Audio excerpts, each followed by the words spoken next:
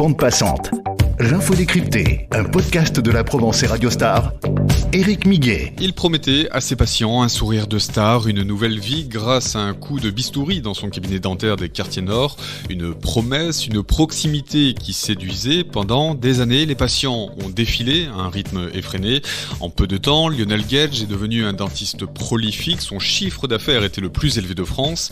Mais derrière le succès et les millions engrangés se cachait une réalité moins séduisante. À force de dévitaliser les dents et de poser des bridges à tout va, Lionel Gage a mutilé des centaines de patients. Son procès s'est tenu pendant 1 mois.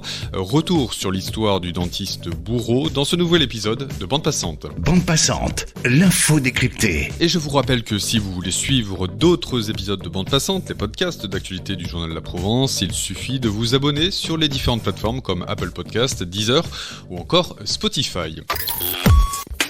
Et pour décortiquer la spirale dans laquelle le dentiste des quartiers nord s'est enfermé, je reçois Denis Trocero, chef du service police-justice à la Provence. Denis, nous sommes en novembre 2012.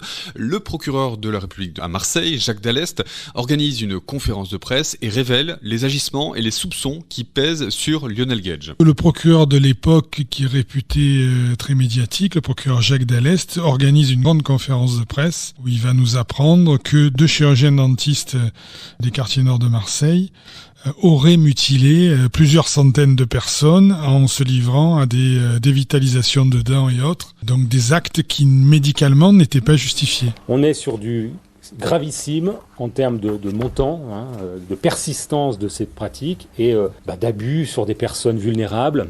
Et d'absence totale de scrupules. Et c'est ainsi qu'on va apprendre que c'est plusieurs centaines et même jusqu'à 322 victimes qui vont un peu à peu se constituer. Dans la foulée de cette conférence de presse du procureur de la République, Lionel Gage, mais aussi son père, salarié à mi-temps dans le cabinet, sont mis en examen. Une information judiciaire pour violences aggravées ayant entraîné des mutilations ou des infirmités est ouverte. Information judiciaire aussi pour escroquerie au préjudice des organismes sociaux.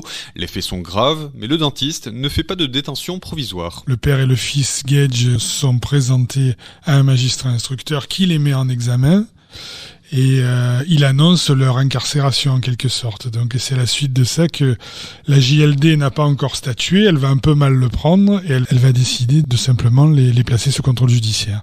Donc ils ne feront pas un jour de prison.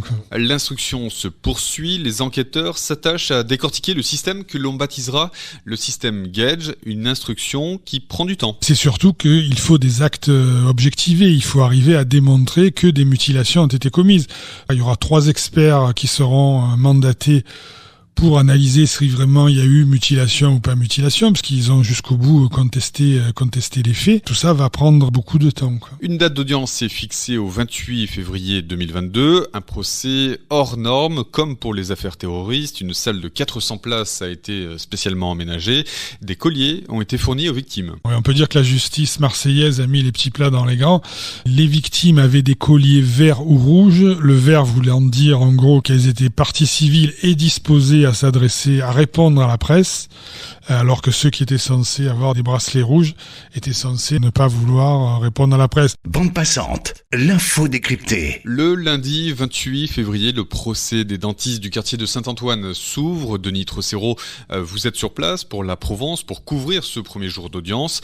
L'ambiance est électrique. C'était la première fois depuis longtemps où je n'avais pas assisté à des mouvements d'humeur et d'indignation dans la salle d'audience, alors même que la présidente prenait la parole, qu'elle s'adressait soit aux prévenus, soit aux victimes, soit aux experts, comme une manière de commentaire permanent, et il faudra toute la pédagogie de la présidente Céline Ballerini pour stopper ça. D'ailleurs, c'était à prévoir. Ce qui avait été le plus violent, ça avait été le jour de ce qu'on appelle la mise en état, c'est-à-dire le 10 janvier, où l'une des parties civiles, qui en voulait particulièrement à Lionel Gage, s'était penchée sur lui et lui avait dit vertement tu devrais être en prison, tu es un véritable escroc, voilà. Malgré l'ambiance, la présidente parvient à maintenir les débats. Les premiers instants du procès sont consacrés au rappel des faits. Denis, concrètement, que reproche l'accusation à Lionel Gage et son père? Ils sont essentiellement poursuivis pour 2 délits. Le délit de violence volontaire ayant causé des mutilations qui leur fait encourir une peine de 10 ans ferme. C'est l'accusation la plus grave contre eux, puisque ça veut dire que le juge d'instruction, au terme de ses investigations, a considéré que la plupart des actes qui avaient été commis par le père et le fils étaient des actes volontaires de dégradation et qui surtout étaient faits donc sans justification médicale. Donc quand vous allez voir votre dentiste et qu'au prétexte que vous avez une simple carie, on vous dévitalise une dent, c'est pas ce qu'on apprend à l'école des dentistes, vous voyez. Donc ça c'est très grave. Et puis l'autre qualification la plus importante qu'il leur a reprochée, c'est celle d'escroquerie. Sur 17 des radiographies qui ont été remontées par les experts, apparaissent un certain nombre de taches sur les dents de ces patients. Et l'accusation a considéré que c'était une volonté des mises en cause de masquer la réalité. Le chiffre des soins dentaires injustifiés est rapidement évoqué dans le procès. Denis, ça donne le tournis. Le procès va déterminer qu'au total, sur 327 patients recensés, il y a 3900 dents qui ont été dévitalisées. D'après l'accusation, quel est l'intérêt de dévitaliser autant de dents ? Donc vous avez des patients qui ont eu parfois 10 dents, voire 12 dents, peut-être parfois plus, qui ont été dévitalisées. C'est-à-dire, on dit aussi mortifiées, alors même qu'elles avaient aucune raison de l'être, quoi, qu'elles auraient pu être soignées différemment. Et eux, ils mettaient des bridges derrière. Ce qui évidemment était beaucoup plus remboursé par la sécurité sociale. Et ce qui surprend aussi, c'est la rapidité avec laquelle Lionel Gage dévitalisait les dents. Tous les dentistes, notamment les experts qui ont défilé à la barre, ont expliqué que pour dévitaliser une dent, en moyenne, il fallait entre 40 et 45 minutes. Lionel Gage se targuait de pouvoir le faire en 10 à 15 minutes. Une dévitalisation trop rapide qui n'est pas sans conséquences, comme vous avez pu le constater. Parce que le fait de dévitaliser les dents, ensuite de poser un bridge par-dessus, a parfois quelques semaines ou quelques mois plus tard laissé apparaître des abcès, des kystes, qu'il fallait soigner, et donc c'était retour au cabinet Gage avec prise d'antibiotiques massive. Du coup, il y avait une espèce de turnover assez fréquent au sein du cabinet Gage. Un système qui permettait une rotation très importante dans le cabinet dentaire de Saint-Antoine.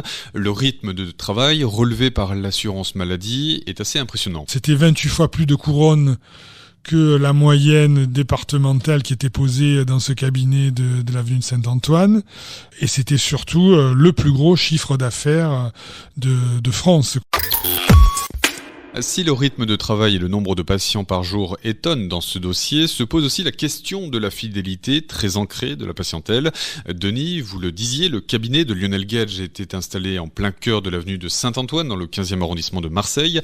Un quartier paupérisé, avec un fort taux de chômage. Dans ces conditions, comment le dentiste s'assurait du paiement des patients ? Si je devais faire le profil type de la victime, je dirais que ce sont des gens qui travaillent, mais qui ont des métiers qui leur permettent pas, évidemment, de s'offrir des soins dentaires d'importance, parce que comme chacun sait, même quand on a une bonne mutuelle, c'est comme les yeux, c'est relativement mal remboursé. Mais toute la force du cabinet Gage va être alors soit de gérer ça avec la CMU, parce que la CMU prenait tout en charge, soit de proposer via un courtier qui sera entendu à la barre, qui faisait passer chacun des patients par la mutuelle Swiss Life, et qui proposait, moyennant un forfait de 80 € par mois, simplement sur une année.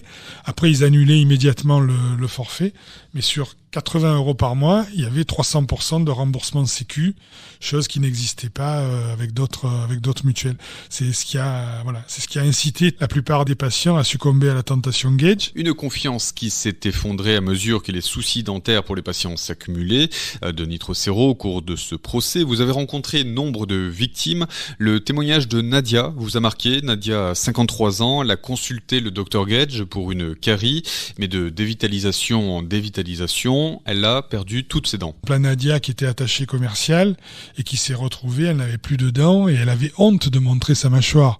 Et quand vous êtes attaché commercial, c'est très difficile d'exercer. Donc non seulement elle a perdu son boulot, mais derrière, elle a perdu toute confiance en elle, elle a eu beaucoup de mal à se reconstruire, et c'est un peu le discours que tous et toutes sont venus tenir à la barre. Car le défilé des patients ne s'est pas arrêté pendant 2 semaines, des patients souffrant d'abcès à cause des bridges trop vite placés, et des patients dont les soins aujourd'hui sont très compliqués. Quand ils en avaient marre d'aller chez les Gage parce qu'ils ne faisaient plus confiance, ils ont parfois tenté d'aller voir d'autres médecins, mais qui, face au désastre, face aux dégâts qui ont été commis sur les mâchoires de toutes ces victimes, ne voulait plus toucher parce qu'il en allait de la responsabilité médicale.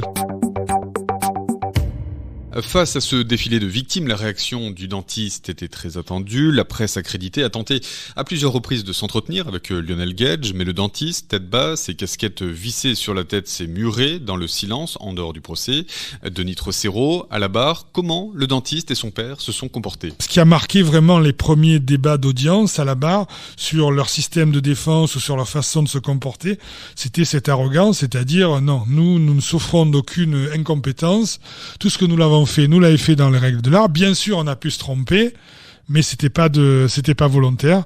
On n'a jamais voulu faire de mal à nos patients. Sauf que quand on évoque le nombre de victimes, 322, on peut raisonnablement se poser des questions. Petit à petit, Lionel Gage s'est livré en quelques mots. Il a expliqué pourquoi il avait un rythme de travail aussi effréné. D'abord, il a évoqué ce qu'il a appelé sa maladie. Effectivement, il a été malade. Il a fait un cancer quelques années au moment où il allait s'installer. Sans doute, père et mari, il s'est dit que s'il disparaissait, il fallait laisser quelque chose à sa femme et à ses enfants.